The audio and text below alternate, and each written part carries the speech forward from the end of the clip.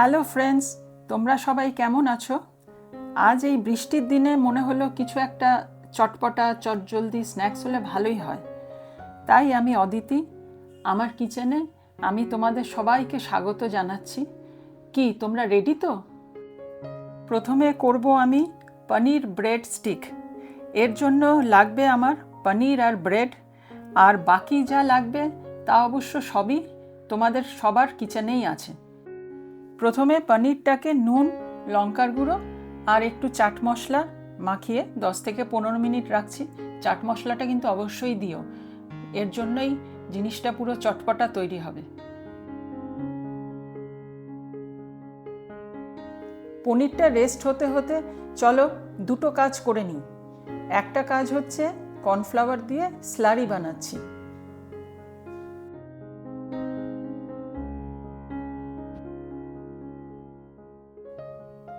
আর ব্রেডের চারপাশগুলো কেটে নিচ্ছি।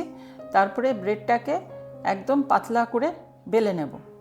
ব্রেডটা অবশ্যই ফ্রেশ হতে হবে, না হলে এত সুন্দরভাবে পাতলা করে বেলা যায় না। ব্রেডটা ফ্রেশ থাকলেই এরমভাবে বেলে পাতলা করা যায়। তোমরা অবশ্য অনেকেই জানো ব্রেডের এই চারপাশগুলো না ফেলে দিয়ে বাড়িতে ব্রেড ক্রাম্ব বানিয়ে নেওয়া যায়। এই ব্রেড স্লাইসের ওপরে গ্রেটেড চিজ দিলাম, তারপরে দিলাম হচ্ছে চিলি ফ্লেক্স, আর দিচ্ছি হচ্ছে চাট মশলা।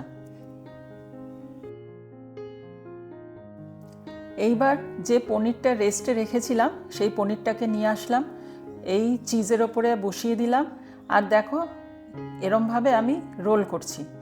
আর তারপরে ব্রেডের যে এজটা ওইখানে আমি একটু স্লারিটা লাগিয়ে দিলাম, যাতে এই রোলটা ভালোভাবে স্টিক হয়ে থাকে। এই রোলটাকে এবার কর্নফ্লাওয়ারের যে আমি স্লারি বানিয়েছিলাম তার মধ্যে আমি খুব ভালো করে ডিপ করে নিলাম। তারপরে এইটাকে ব্রেড ক্রামের মধ্যে দিয়ে দেখো এরমভাবে কোট করে নিচ্ছি।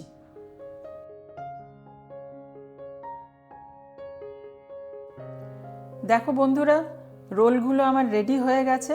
এবার ফ্রাই করছি।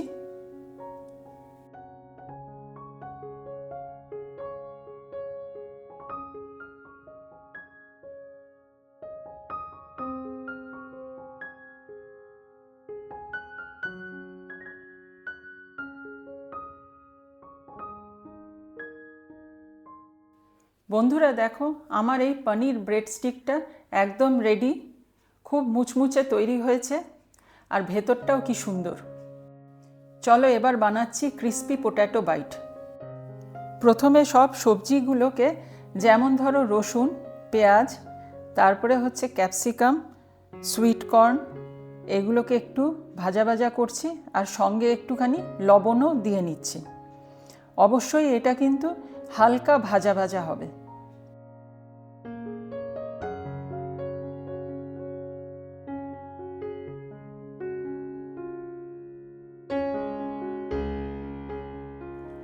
এইবার সেদ্ধ করা আলুর মধ্যে গ্রেটেড পনির দিলাম, আর যে মশলাটা এখন আমি বানালাম সেই মশলাটাও দিলাম। তারপরে দিচ্ছি হচ্ছে ব্রেড ক্রাম্ব, একটু লবণ, গরম মশলার গুঁড়ো আর ভাজা ধনে গুঁড়ো।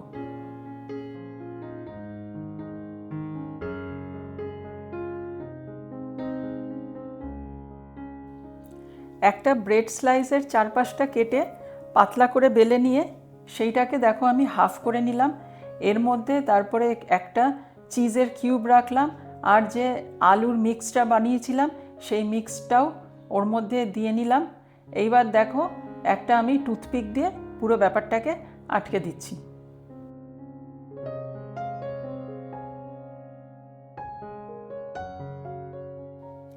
আরও একটা পোট্যাটো বাইট আমি দেখো রেডি করে নিলাম।